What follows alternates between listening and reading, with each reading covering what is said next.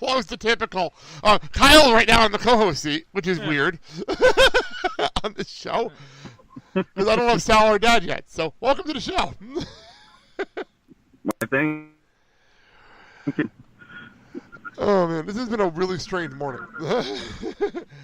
We were actually just talking to the entertainment news. We were actually talking about the upcoming Beetlejuice the Musical coming to Broadway next year, which is definitely something unique going on right now. The what? Beetlejuice the Musical. I'm not making that up.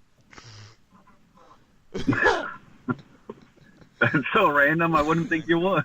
I can't make this shit up. So, that's a thing that's happening. I'll just get through the rest. I'll get the rest of these stories out of the way before we jump over to the sports with Mike. But I don't know if you heard about this one, Kyle. Have you heard about Les Moonves stepping down as CEO of CBS because of the Me Too movement? Yeah, I actually saw that at work on What are your thoughts on this? This is actually a big deal. This is a very big deal. This is one of the higher profile people to step down from something because of the Me Too movement. What, since Harvey? Yeah, I think this is. Since Harvey Weinstein, this is the biggest one. Just figure if he did it good. Get him out of there. What's interesting is he is married to Julie Chen, who is the Big Brother host. So that's an interesting situation. Boy. That's an interesting situation. So I just want to bring that up before. I have a feeling Julie Chen won't have a job much longer. Well, Big Brother still renewed for another year, so who knows? And also the other big story that came out literally before we were preparing Cork's Minute last night, contract talks between Henry Cavill and Warner Brothers have broken down, and Henry Cavill will no longer be Superman. And I love how people are trying to play this out as, oh, the door's always open for him to come back, that sort of thing. No. No, you don't think so? Not at all? No. Oh, you see the movies. I didn't see the movies, so you have to tell me your opinion.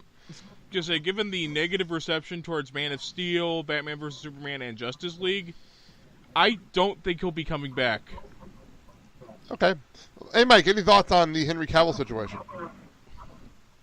I don't think he was that bad. I only saw Man of Steel, and I didn't think it was awful.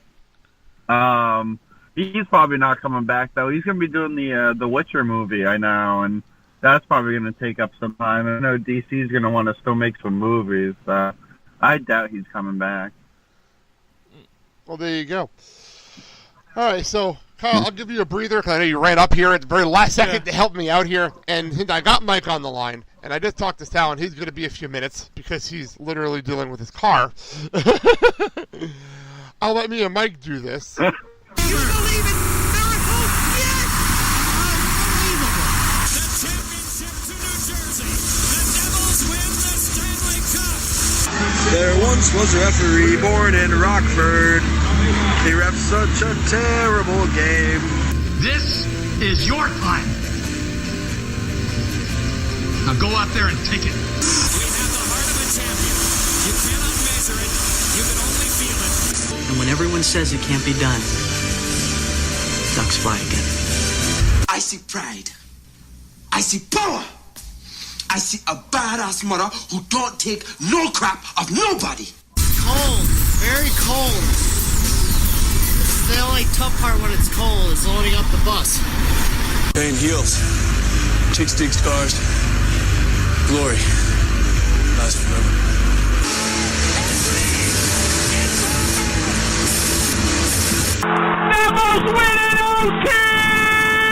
I think you're going to want to hear this. All right, Mike, we got some NHL news in the preseason here to discuss. And I was hoping Sal would be here for the first two stories because they're Devils related, but we'll talk about them anyway. First of all, Marty Brodeur is back in the Devils system. He is now the Vice President of Business Development for the New Jersey Devils. I was laughing at how much the Devils were going crazy over the fact the Devils social media going crazy. Marty Brodeur is back. I'm like, he's just in the office, guys. It's not like it's the biggest deal in the world. Mike, from the outside of the Devils world, how are you looking at this? Well, I mean, he didn't. The fact that when he retired with the Blues and went into their office was a little weird, considering he played like half a season for them. And the man is a legend, so it's good publicity and good advertising to just have the guy at home, even if you give him like a little side job, basically just to keep him busy. Obviously it's a little different with the Penguins organization and Lemieux kind of bringing himself back. It's a little different, but kind of the same thing. I think legends should stick with the teams they're legends for. I think it's good business. That's true. It's fun now to know that it's almost like that Blues thing just never happened. You know, I know it's there, but it kind of never happened. You know. I don't even know what I was talking about when I mentioned it. All right, and in the other news that affects the Devils, but also affects MSG Network, Deb Placey stepped down after 23 years with MSG Network. Oh, no. To take an opportunity with the NHL. Good for her. I actually emailed her directly and asked her to actually be on the show today. Unfortunately, not unfortunately, she's coming on the show in 2 weeks. Because what's going on is she didn't know what her job exactly is yet. So she said she'll come on the show in 2 weeks to explain what her job is. Well, that's exciting now. Yeah, so I emailed her directly, congratulated her from the show. She's really, really excited. So that's a big deal. Deb Placey, though, no longer on MSG Network. That's huge. That's actually really huge. Yeah, she's been with them forever. I didn't realize it was 23 years. Jesus. Yeah, she's been on the show a couple of times. You got into she yelled at you on the show once. Yes, I remember that. One day I have to find that audio, because that's one of the funniest things that I've ever heard, was her yelling at you for being a Penguins fan. That was absolutely amazing. I'll never smack talk Yager in front of that woman ever again.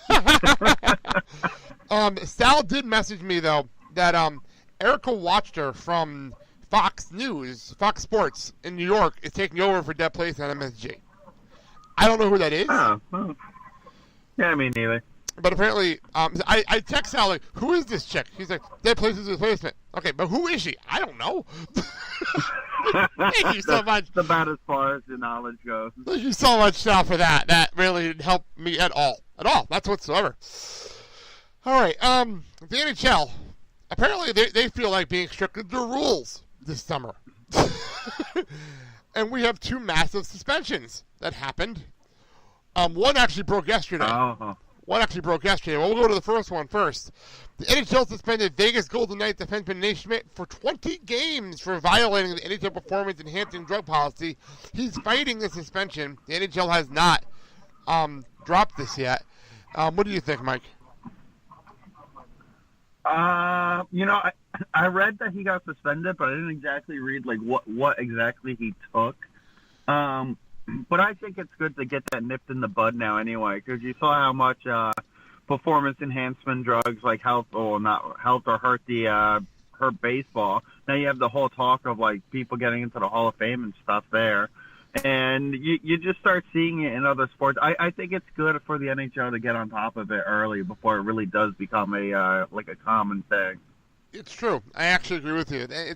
But the 20 games, the start of the season, that's crazy. That's almost an entire month. That's almost in November. You almost see it until November. That's a long time. Well, think about it. What's the first offense in baseball? Like 50 games? That's a third of the season. True. So. True. Very true. I didn't think about it that way. You're absolutely right. Man. The other big NHL suspension actually broke yesterday. That's why I move it down on my list here. The NHL, and it actually affects the Nashville Predators, which is one of the teams that got covered here. The NHL suspended Austin Watson from the Nashville Predators for 27 games for unacceptable off-ice conduct after pleading to a no contest in July to a domestic assault charge. I mean, that goes basically exactly with what I was saying with the performance-enhancing drugs, how the NHL's like getting ahead of this kind of stuff and just putting their foot down. Except instead of baseball being my example for this, obviously football would be my example for this because of how unfortunately common it is in football.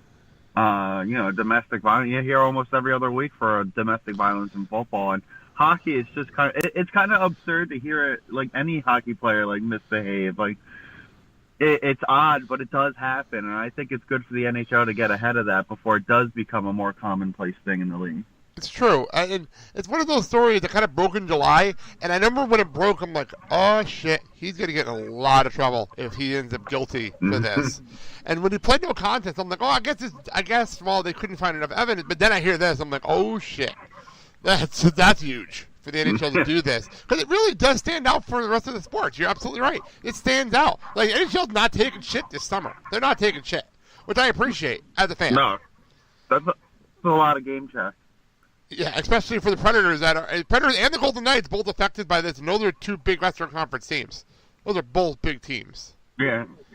And they're not crappy players, too. It's not like these are like fourth-liners. Like, they're definitely players that are going to help their teams once they get back. But what's the locker room situation going to be like, you know? True.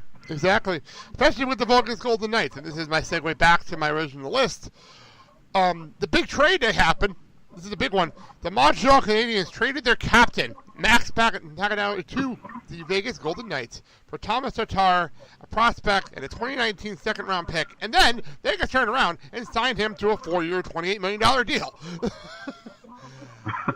Like, this one kind of surprised the shit out of me.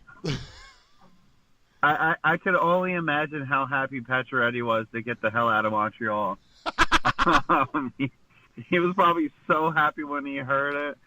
And I think it's a great deal because Tatar was one of those guys that Vegas kind of picked up late in the season, like by the trade deadline. He wasn't really on the playoff roster every game. I think he only played like 3 or 4 playoff games. So basically they got a really good player for just some extra scraps that they had lying around. Like, it was a really good deal for Vegas. Doesn't that sound like Vegas in general, though? Like, Vegas seems to do this all the time. Like, that's all they do is good deals.